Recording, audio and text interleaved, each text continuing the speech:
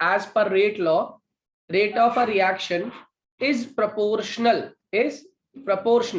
किसके proportional है ये भी ध्यान रखना, is proportional to the active mass। और active mass क्या था, मैंने कल समझाया था, रिएक्शन के अंदर इस्तेमाल होने वाला वो मास, वो अमाउंट जो असल में रिस्पॉन्सिबल है प्रोडक्ट फॉर्मेशन के लिए। क्या कहा मैंने, रिएक्शन के अंदर इस्तेमाल होने वाला वो मास, वो अमाउंट जो रिस्पॉन्सिबल है प्रोडक्ट फॉर्मेशन के लिए, उसको हम लोग क्या बोलते हैं, एक्टिव मास। तो उसने कहा rate of reaction is proportional to active mass of reactants. Reactants के एक्टिव मास पर डिपेंड करता है, जिसमें each raised to the power, जिसमें हर एक एक्टिव मास को हम क्या करते हैं, उसकी पावर बना देते हैं। और पावर क्या होती है, equal to its stoichiometric coefficient. जो भी इसके स्टोइशियोमेट्रिक कोएफिशिएंट है, उन स्टोइशियोमेट्रिक कोएफिशिएंट को हम उसकी पावर बना देते हैं, stoichiometric coefficient. Am I clear to all? जैसे आप एक छोटा सा एग्जांपल से मैंने समझाया था कि N2 + 3H2 gives 2NH3। अगर मैं इस रिएक्शन का रेट निकालने की कोशिश करूं, तो rate is directly proportional to concentration of N2। N2 का मोलर कोएफिशिएंट 1 है और H2 का मोलर कोएफिशिएंट 3 है, जो क्या बन जाएगी, पावर। और जैसे ही प्रोपोर्शनैलिटी हटाऊंगा, यहां बन जाएगा rate is equals to K N2 की पावर 1 और H2 की पावर 3। क्या मेरी बात समझ आ रही है? जल्दी बोलो। Yes sir. ठीक है, तो इस तरीके से हमने एक फॉर्मूला निकाला था, जिस फॉर्मूले के अंदर हमने वैल्यू ऑफ K निकाली थी। K बेसिकली रिएक्शन के अंदर किसको रिप्रेजेंट करता है, इक्विलिब्रियम कांस्टेंट को रिप्रेजेंट करता है। किसको रिप्रेजेंट करता है, इक्विलिब्रियम कांस्टेंट को। तो अगर कोई भी रिएक्शन है, उसके अंदर जब हम K निकालते हैं, इन टर्म्स ऑफ कंसंट्रेशन निकालेंगे तो इसे बोलते हैं Kc, और इन टर्म्स ऑफ प्रेशर निकालेंगे तो इसको बोलेंगे Kp। तो एक रिएक्शन दे दिया आपको, जैसे मान लीजिए small AA plus small BB gives small CC plus DD। तो इस रिएक्शन का जब आप K निकालते हो, K जो बेसिकली इनकी concentration of product upon concentration of reactant का रेशियो है, वो कैसे निकालते हैं, कैपिटल C का स्टोइशियोमेट्रिक coefficient small c, capital D का स्टोइशियोमेट्रिक कोएफिशिएंट स्मॉल d, अपॉन नीचे क्या आ गया, कैपिटल A का स्टोइशियोमेट्रिक कोएफिशिएंट जो था वो क्या बन गई, पावर। कैपिटल B का जो स्टोइशियोमेट्रिक कोएफिशिएंट था वो क्या बन गई, फिर से उसकी पावर बन गई। तो इस तरीके से आप क्या निकालते हो, किसी भी रिएक्शन का K निकालते हो, इक्विलिब्रियम कांस्टेंट निकालते हो। सिंपल सी भाषा में कहें तो जो प्रोडक्ट दिए हुए हैं, उन प्रोडक्ट को हम मल्टीप्लाई करते हैं अपॉन जो रिएक्टेंट है वो डिनोमिनेटर में आ जाते हैं। जो इनके स्टोइशियोमेट्रिक कोएफिशिएंट्स हैं वो क्या बन जाती हैं, इनकी पावर बन जाती है। C की पावर C हो गई, D की पावर D हो गई, A की पावर A हो गई और B की पावर B हो गई। कल एक फॉर्मूला हम लोगों ने और पढ़ा था, और वो फॉर्मूला में आना भी चाहिए, और वो फॉर्मूला था Kp is equals to KC RT की पावर डेल्टा N। हाँ या ना, ये फॉर्मूला याद है? Yes sir. Kp is equals to KC RT power delta N। ये एक रिलेशनशिप है Kp और KC के बीच में। कैसे निकाला था ये मैंने कल समझाया था, अभी खाली हम इसको फॉर्मूले को याद करेंगे और इसके ऊपर बेस कुछ क्वेश्चंस हैं वो ट्राई करेंगे। जैसे पहला क्वेश्चन आज का, उसने कहा at 700 kelvin the equilibrium constant Kp for the reaction. एक रिएक्शन दे दी, उसके अंदर उसने इक्विलिब्रियम कांस्टेंट दे दिया, और रिएक्शन है 2SO3 गिव्स 2SO2 प्लस साथ में क्या आ गया, O2। और Kp की वैल्यू कितनी है, Kp की वैल्यू उसने दे दी आपको 1.8 इंटू 10 की पावर -3 किलो पास्कल। ओके, कह रहा बताइए Kc की वैल्यू क्या होगी इसी रिएक्शन के अंदर। तो आप देखिए क्वेश्चन बहुत आसान है, अगर आप ध्यान से देखें तो इस रिएक्शन के अंदर आप वैल्यू ऑफ Kc कैसे निकालेंगे। तो देखो पहले तो डेल्टा N निकालना पड़ेगा मुझे, और डेल्टा N क्या होता है बच्चों, किसी भी रिएक्शन का डेल्टा N का मतलब होता है change in number of moles. Delta N क्या होता है, याद रखिएगा, delta N is change in number of moles. अब किसके नंबर ऑफ मोल्स बदलाव आ रहा है, किसके बारे में बात हो रही है, तो number of moles of product minus number of moles of reactant. कितने हैं number of moles of product, 2 + 1 that is 3। इसमें से माइनस क्या करना है, number of moles of reactant जो कितना है 2। तो आंसर क्या हो गया, 3 - 2। आंसर क्या हो गया, 1। Am I clear to all? Delta N की वैल्यू 1 आ गई। टी कितना दिया हुआ है आपको? 700 केल्विन, हाँ है ना? आर की वैल्यू कितनी होती है? 0.08314। याद रहेगा? जल्दी बोलो। 0.0, सॉरी। यस आप उठा के पुट कर दो। Kp is equals to Kc। Kp पता है ना हमें? Kp कितना दिया हुआ है आपको? Kp दिया है 1.8 × 10⁻³ 1.8 × 10⁻³ is equal to Kc। R की वैल्यू कितनी है? 0.08314। T की वैल्यू कितनी थी? 700 केल्विन। और इसकी पावर कितनी थी? RT की power delta n. Delta n कितना आ रहा है? 1। यानी क्या होने वाला है? Kc की वैल्यू निकालते हैं तो Kc comes out to be 1.8 × 10⁻³ upon 0.08314 into 700। हाँ है ना? जल्दी बोलिए, हाँ है ना? Yes sir. सॉल्व कर लोगे? जल्दी बोलिए, सॉल्व कर पाएंगे या नहीं? Yes sir. ये आसान तरीका है इस पर बेस्ड क्वेश्चंस का। एक क्वेश्चन आप करके दिखाइएगा मुझे अभी, ठीक है? क्वेश्चन दे रहा हूं आप लोगों को, ध्यान से सुनिएगा पहले क्वेश्चन को। कह रहा है आपके पास दे दिया at 773 kelvin, okay, equilibrium constant Kc। Kc कितना दिया हुआ है आपको? 6.02 into 10⁻⁻² litre square mole -2 at 773 kelvin. Kc की वैल्यू इतनी दे दी और रिएक्शन क्या है? N2 + 3H2 gives 2NH3। ये रिएक्शन है, N2 + 3H2 गिव्स 2NH3। ये गैसियस रिएक्शन है, ठीक है? उसकी Kc की वैल्यू ये हो गई। कह रहा है कैलकुलेट कीजिए Kp। आपको क्या निकालना है? Kp फाइंड आउट करना है। निकाल पाओगे? आपको दिए मैंने 1 मिनट, वैल्यू निकालिए फटाफट, सभी लोग ट्राई करिए इसको क्विकली। चलिए देखते हैं कैसे किया आप लोगों ने। सबसे पहले आपने काम क्या किया? डेल्टा एन निकाल लिया होगा आई बिलीव। और डेल्टा एन कैसे निकाला? जल्दी बोलो। कितने हैं नंबर ऑफ मोल्स प्रोडक्ट में? 2। कितने हैं रिएक्टेंट में? 1 + 3, यानी कितना हो गया? 2 - 4। आंसर कितना हो गया? -2। आया ना? बताओ Kc की वैल्यू कितनी है? 6.02 × 10⁻²। तो फॉर्मूला होता है Kp is equals to Kc RT की पावर डेल्टा एन। हाँ या ना? Yes sir. अब देखिए क्या होगा। Kc की वैल्यू कितनी थी अभी हमारी? Kc was 6.02 into 10⁻⁻²। -2। R की वैल्यू आपको पता ही है 0.082। और T कितना है? टेम्परेचर 773। अब पावर दी हुई है डेल्टा एन। डेल्टा एन कितना है आपका? -2। आप जानते हैं पावर नेगेटिव हो तो क्या करते हैं? जल्दी बोलो। नेगेटिव हो जाते हैं। हाँ, उसको आप उसको चाहो तो नीचे डिवाइड में ले आ सकते हो पावर पॉजिटिव करने की। हाँ है ना? यस तो इसका क्या कर देंगे? इसको पावर को नीचे ले आओ, ये हो जाएगा 6.02 इंटू 10⁻² अपॉन 0.082 इंटू 773 का whole square. Am I clear to all? Yes sir. यहाँ से Kp निकाल देना। निकाल पाओगे या नहीं? Yes sir. ठीक है, तो ये हमारा बेसिक टाइप ऑफ क्वेश्चन है जो Kp और Kc को इन्वॉल्व करते हैं। अब हम आगे प्रोसीड करेंगे इसी के अंदर, जिसको हम लोग बोलते हैं, इस टॉपिक का नाम कैरेक्टरिस्टिक्स ऑफ इक्विलिब्रियम कांस्टेंट। क्या कैरेक्टरिस्टिक होते हैं इक्विलिब्रियम कांस्टेंट के? Characteristic of equilibrium constant. कौन कौन से कैरेक्टरिस्टिक्स हैं हमारे इक्विलिब्रियम कांस्टेंट के? देखो, सबसे पहली बात तो ये है कि जो इक्विलिब्रियम कांस्टेंट होता है किसी भी रिएक्शन का, वो एक कांस्टेंट वैल्यू है और ये डिपेंड किस पे करता है? ये टेम्परेचर डिपेंड करता है। क्या कहा मैंने? किसी भी रिएक्शन का जो K होता है इट इज ऑलवेज कांस्टेंट। ये कैसी क्वांटिटी है?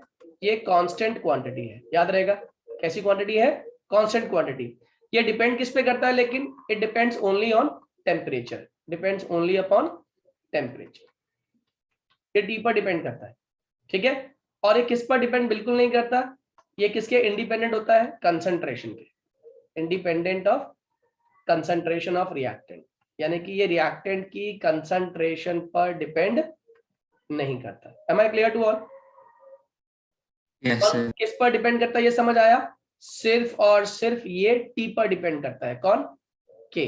बाकी ये सब चीजों के इंडिपेंडेंट है। Am I clear? हाँ या ना? यस। चलिए अब इसको एक छोटे से एग्जांपल समझाता हूं आपको मैं। अगर हम ये कह रहे हैं कि एक रिएक्शन है A + B gives C + D, इस रिएक्शन का अगर मैं Kc निकालूं, वो भी कब? STP पर, स्टैंडर्ड टेम्परेचर प्रेशर, या एनटीपी पे ले लेते हैं, एनटीपी पर। NTP is normal temperature pressure, जिसमें हम कितना टेम्परेचर मान के चलते हैं, 25 डिग्री सेल्सियस टेम्परेचर ले लेते हैं इसके अंदर। तो यहाँ से केसी निकालता हूं मैं, बताओ केसी कितना हो जाएगा? K C would be C into D upon नीचे क्या हो जाएगा, ए इंटू साथ में क्या आ गया, बी। हाँ या ना? Yes, sir. Yes, sir. अब मैंने कहा इस रिएक्शन को अगर मैं रिवर्स कर दूं, इसी रिएक्शन को अगर मैं रिवर्स कर दूं सेकंड पार्ट की फॉर्म में, कि if reaction is reversed, if reaction is reversed, the value of equilibrium constant, the value of equilibrium constant is inversed. याद रहेगा, अगर आपकी रिएक्शन रिवर्स हो गई तो जो केसी की वैल्यू होगी वो इनवर्स हो जाएगी। कैसे? a plus B gives C plus D का, अब रिएक्शन को उल्टा कर देता हूं मैं, तो रिएक्शन हो गई अब c plus D gives a plus B. सही है? अब इसका निकालो जरा के सी डैश, बताओ क्या हो जाएगा? हो जाएगा a into B upon C into D. Upon नीचे हो जाएगा c इंटू डी। हाँ है ना? कहीं देखा जाए तो इस वैल्यू का उल्टा ही तो है ये वैल्यू। जल्दी बोलिए। Yes sir. sir. तो लिख दूं K C dash is simply equal to 1 upon K C. क्या मेरी बात समझ आ रही है? K C dash equal to 1 upon K C वाली। Yes, sir. सब लोग को समझ आई ये बात? K C dash equals to 1 upon K C. जल्दी बताइए प्लीज, रेज योर हैंड, समझ आ गया। Navya, is it clear? Ramya clear है बेटा? Yes sir. Very good, good. अगर सबको समझ आ गया तो मोनिका क्लियर नहीं हुआ? नहीं भैया, एक बार रिपीट कर दीजिए। देखिए, जब हम बात करते हैं किसी भी रिएक्शन की, एक रिएक्शन थी a plus B give C plus D, अगर मैं इस रिएक्शन में केसी निकालता हूं तो K C is simply equals to product of product upon product of reactant. तो वो हो गया सी इंटू डी अपॉन नीचे हो गया a, साथ में क्या हो गया, इंटू बी। उसने बोला अगर इफ रिएक्शन इज रिवर्स, अगर मैंने रिएक्शन को क्या कर दिया, रिवर्स कर दिया, द वैल्यू ऑफ जो इक्विलिब्रियम कांस्टेंट है वो क्या हो जाएगा, इनवर्स, मतलब उल्टा हो जाएगा, 1 अपॉन में हो जाएगा। तो अप्रूव कैसे किया उसने? उसने इसी रिएक्शन को उल्टा करके लिख दिया, C plus D gives A plus B. तो अगर मैं यहाँ से के सी डैश निकालता हूँ तो के सी डैश कितना निकल के आता है, K C dash comes out to be A into B upon C into D. तो यहाँ से के सी डैश की वैल्यू कितनी निकली? के सी डैश कहीं ना कहीं, अगर मैं ऊपर जो डायग्राम दिखा रखा है, ये वाली वैल्यू दिखाई हुई है, ये और ये वैल्यू, ये दोनों वैल्यू एक दूसरे के क्या है, उल्टे ही तो है, रेसिप्रोकल ही तो है। तो उसने लिख दिया K C dash equals to 1 upon K C. बेटे बात समझ आई? यस भैया। चलो एक बहुत बढ़िया क्वेश्चन कराता हूं आप लोगों को, ध्यान से देखना, ऐसे क्वेश्चन भी एग्जाम में आते हैं। उसने कहा आपके पास एक रिएक्शन है N2 plus 3H2 gives 2NH3। ये रिएक्शन है आपके पास। आप मुझे बताओ उसका केसी क्या होगा? बताओ मोनिका, तुम बताओ केसी कैसे निकालोगे इसका? जल्दी बोलो बेटा। केसी प्रोडक्ट ऑफ रिएक्टेंट्स, यानी कि N2 इनटू, नहीं, product of product upon product of reactant. हाँ वही, तो दैट वुड बी N की पावर 2 इनटू H3 की पावर 1। अरे NH3 पूरा, NH3 अमोनिया होता है, NH3 हाँ, पावर स्क्वायर अपॉन नीचे क्या आ जाएगा, N2 की पावर 1 हाँ और H2 की पावर 3। समझ आ रही है बात? हाँ जी। अब क्या किया मैंने, इसी इक्वेशन को इस फॉर्म में लिख दिया, half N2 plus 3/2H2 gives 2/2 NH3। सही है? यानी क्या किया मैंने, इस पूरी इक्वेशन को 1/2 से हमने डिवाइड, 2 से मल्टीप्लाई, 2 से डिवाइड किया बेसिकली। तो ये हो गया half N2 plus 3/2H2 gives 2/2 NH3, यानी कि सिंपली कहें तो N2/2 हो गया ये, और ये हो गया 3/2H2, और ये हो गया आपका खाली NH3। हाँ या ना? जल्दी बोलो, अरे बोलो। Yes, sir. अगर मैं इसका केसी डैश निकालूं, बोलो कितना होगा? बोलो मोनिका, तुम ही बोलो केसी डैश। केसी डैश, ये केसी डैश तो 1/KC होगा ना? नहीं नहीं तो नहीं ऊपर नहीं, केसी डैश मतलब इस केसी से अलग, इस हर इक्वेशन का अलग होता है ना, इसलिए डिफरेंशिएट करने के लिए केसी डैश लिख दिया मैंने इसको। आप इसको देख के खाली बताओ केसी डैश, इसी क्वेश्चन देख के। अच्छा, तो that would be N into H3। अरे n इंटू हाँ, कैसे साथ होता है? में NH3 एक होता है, NH3 हाँ, upon upon N2 raised to the power 5 half और into H2 2 raised to the power 3/2. बात समझ आ रही है? Yes, sir. हाँ है ना? अब जरा देखना इस वैल्यू और इस वैल्यू में क्या रिलेशन दिख रही है आपको, जल्दी बताओ। इस वैल्यू में और इस वैल्यू में क्या रिलेशन निकल के आई आपकी? ये इस वैल्यू क्या है? 2 से डिवाइड है। 2 से डिवाइड हो रहा है ना, यानी ये कह दूं कि इसका अंडर रूट में है। Yes sir. हाँ है ना? तो मैं ये लिख सकता हूँ ना के सी डैश, अगर जब निकालू मैं तो K C dash is equals to under root of K C. कितने लोग को ये बात समझ आ गई? आगे सर। जो ये बात समझ आ रही है, हाँ या ना? अरे ये देखो ना, 3/2, ये यहाँ पे कितना है? 3 है, नीचे क्या हो गया? 3/2, यहाँ पर 1 है, यहाँ पर क्या हो गया? 1/2, यहाँ पर 2 है, तो बेसिकली 1 किसको रिप्रेजेंट कर रहा है? 2/2 को रिप्रेजेंट कर रहा है ना। Yes sir. यानी इस पूरी वैल्यू को क्या हो गया? बेसिकली अंडर रूट कर दिया जाए तो क्या बन जाएगा? ऊपर वाला बन जाएगा। ये बात कितने लोग को समझ आ गई अंडर रूट वाली? Please raise your hand.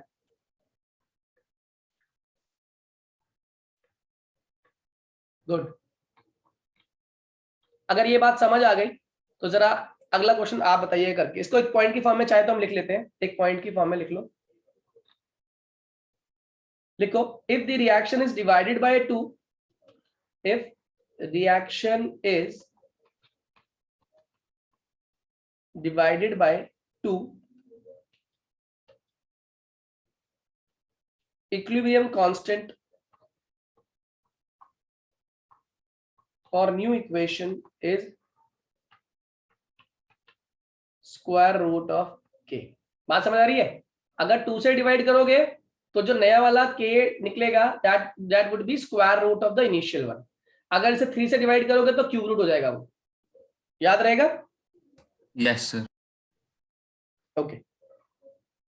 अब बताओ जरा, अगर मुझे इसी क्वेश्चन को मैं ऐसे फ्रेम कर देता, देखिएगा जरा, सेम क्वेश्चन है और इसके अंदर वैल्यू चेंज कर दूंगा तो आप मुझे बताना क्या बन के आएगी, क्या रिलेशन निकल के आएगी इसके अंदर।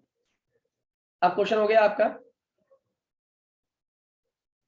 N2 + 2O2 gives 2NO2। जल्दी बोलो पहले इसका के क्या निकालोगे? के सी बताओ कितना हुआ? NO2 का स्क्वायर बहुत बढ़िया, NO2 का square upon N2 into O2 का स्क्वायर अपॉन N2 और O2 का स्क्वायर। हाँ या ना? Yes, sir. अब मैंने क्या किया, मैंने इस इक्वेशन को, ये मेन इक्वेशन थी आपकी, ये एक इक्वेशन थी, अब मैंने इसी इक्वेशन को ना एक स्टेप में ना करके अब 2 स्टेप में करके दिखाता हूं आपको मैं। अब मुझे आप बताना। अब पहला हो गया step, N2 + O2 gives 2NO, ये फर्स्ट इक्वेशन।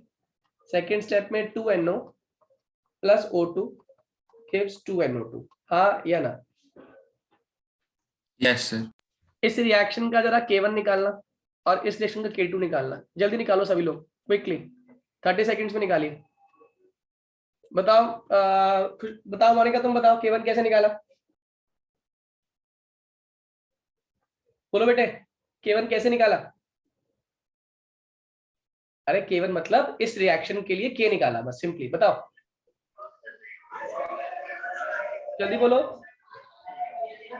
भाई के मतलब कैसे? K constant, equilibrium constant. K1 K2 खाली वो स्टेप के लिए बताया मैंने खाली। आप K1 बताओ K कैसे निकालोगे? तो इसके लिए तो वो सेम ही होगा जैसे ऊपर लिखा है। बोलो बोलो बोलो, मुंह से बोलो। N2 raised to the power 2। N2 कैसे हो जाएगा? NO है वो। NO2 NO में बेटा 2 नहीं है वो, NO raised to power 2। ध्यान से देखो, स्क्रीन विजिबिलिटी ठीक है तुम्हारी? हाँ जी। अब देख के बताओ। फिर नीचे आएगा N2 into O2। बताओ K2 कैसे निकालोगी? K2 होगा 2NO raised to the power 2। थप्पड़ लगेगा गाल में बहुत तेज वाला। NO2 raised to the power 2। कुछ भी बोली जा रही बेटा, क्या बात है? तू ठीक तो है? NO2 का हो गया स्क्वायर, नीचे क्या आया? नीचे NO का स्क्वायर और O2। अब ठीक है, बात समझ आ रही है सभी को? अब एक क्वेश्चन का जवाब दो। अगर मैं K1 into K2 कर दूं तो क्या निकल के आएगा? जल्दी बताइए। K1 into K2 करने पे क्या निकल के आने वाला है? करिए जा सभी लोग। K1 into K2 जो इनकी वैल्यू दी हुई है पुट करो यहाँ पे। K1 into K2 is K1 कितना है, NO का स्क्वायर अपॉन नीचे कितना हो गया, N2, साथ में क्या हो गया, O2। केसी की वैल्यू आ जाएगी। Very good. इनटू क्या हो जाएगा हमारा, K2 जब मैं कर रहा हूं तो K2 कितना आ रहा है, NO2 का स्क्वायर अपॉन नीचे क्या हो जाएगा, NO का स्क्वायर इंटू O2 की पावर 1। हाँ है ना, NO का स्क्वायर कट गया देखा जाए तो बताओ नीचे क्या आ गया, K1 into K2 is equals to NO2 का O2 का whole square N2 upon into O2 का होल स्क्वायर। और O2 का square.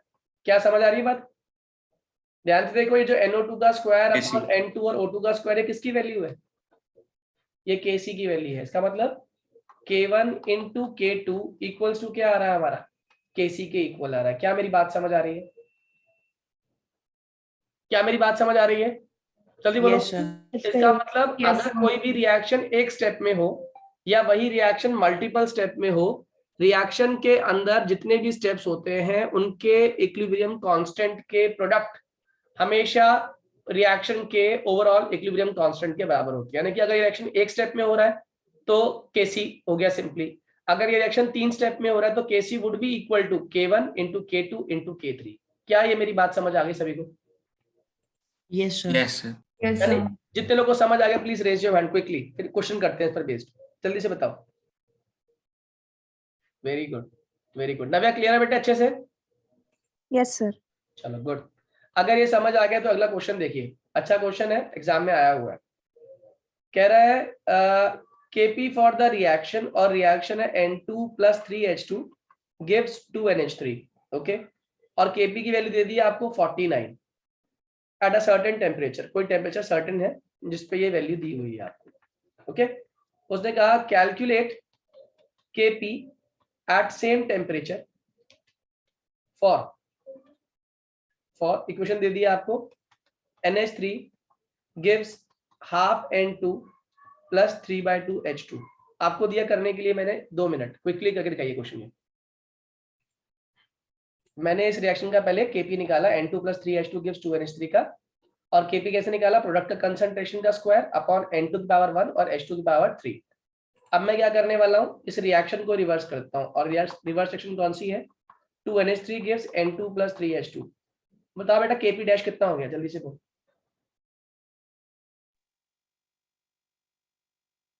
Sir, N2 into H2 बहुत बढ़िया। whole cube. सबसे पहले N2 की पावर 1 H2 की पावर क्यूब अपॉन NH3 का स्क्वायर। हाँ या ना बेटा, सही Yes, है। sir. इस रिएक्शन के Kp और इसमें निकाले हुए Kp डैश में क्या रिलेशनशिप है बेटे, एक दूसरे के क्या है, जल्दी बोलो, एक दूसरे के क्या है, Inversely proportional. Inversely proportional. Very good, एक दूसरे के क्या है ये, इनवर्सली। तो मैं लिख सकता हूं Kp dash is equals to 1/Kp। हाँ या ना, यस सर। और अब मैंने क्या किया, मैंने इस इक्वेशन को, इस वाले इक्वेशन को 2 से डिवाइड किया है, am I right. Yes sir. अब ये हो गया है 2NH3/2 गिव्स, क्या दे रहा हमको ये, N2/2 + 3/2 H2। क्या पढ़ा था हम लोगों ने, जब ऐसा होता है तो क्या होता है, वो उसका अंडर रूट में, हाँ है ना। Yes sir. तो मैं लिख दूं Kp dash is equals to 1/√Kp। सही है या गलत है, Yes, sir. बताओ जरा Kp की वैल्यू कितनी थी ऊपर, 49। Kp कितना दिया हुआ आप लोगों को, 49। उठा के पुट कर दो, आंसर आ गया। बताओ समझ आया नहीं आया, यस सर। 1/√49 कितना होता है, √49 1/7. 7. आंसर। कितने लोगों को बात समझ आ गई है, आगे sir. Is it Yes, clear sir. To everyone, Yes, भैया. अच्छे से समझ आ गया सही बच्चों को। Yes, sir. अच्छा, अब मेरे क्वेश्चन का जवाब देना।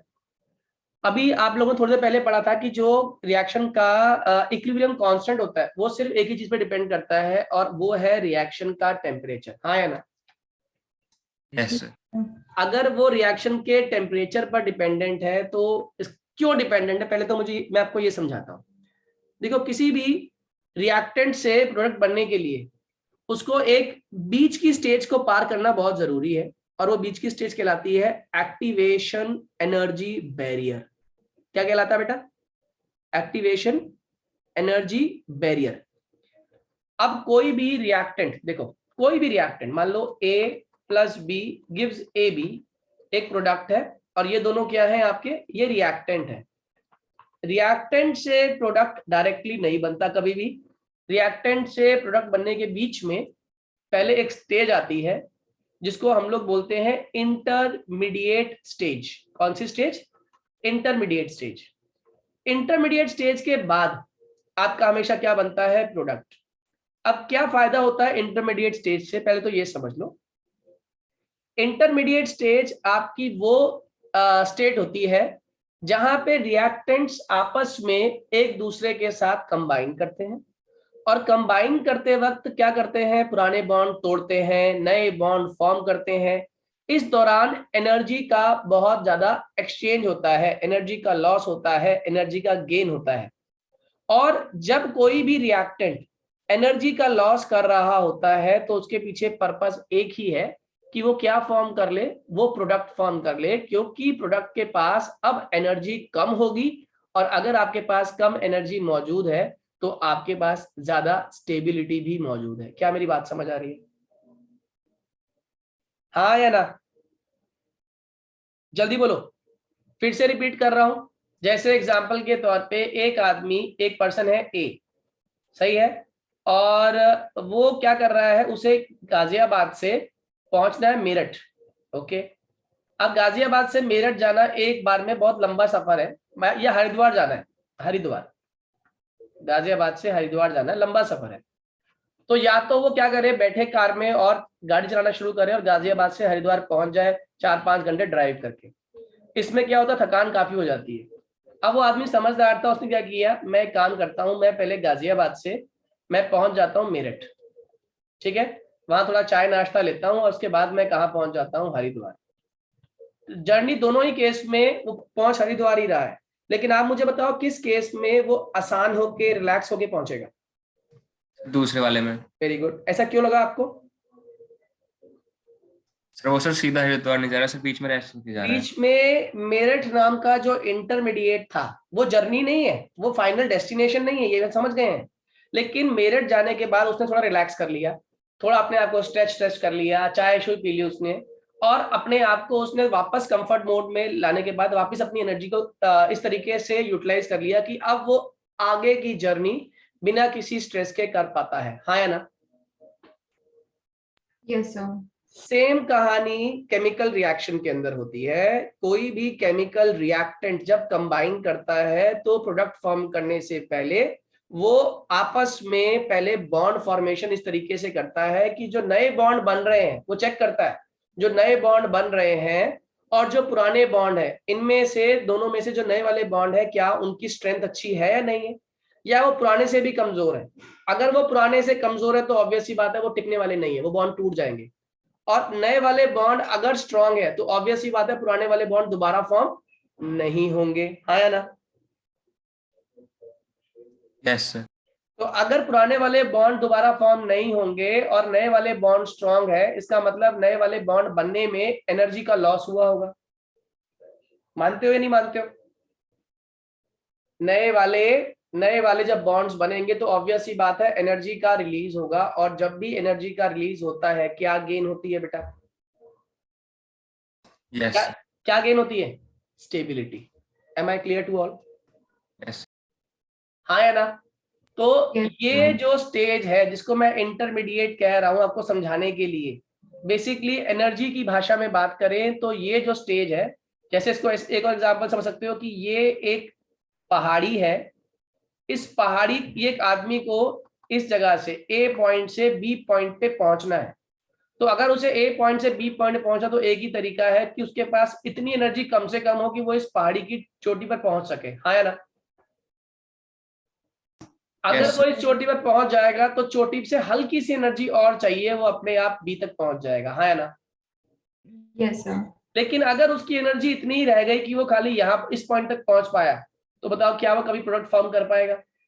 No, sir. नो, वो प्रोडक्ट कभी फॉर्म नहीं कर पाएगा। इसका मतलब अगर मैं चाहता हूं कि ये जो पार्टिकल है जिसके पास एनर्जी कम है वो कम से कम यहां तक तो पहुंच जाए, इस एनर्जी बैरियर को तो पार कर जाए, तो नॉर्मल कंडीशन में वो ऐसा नहीं कर पा रहा।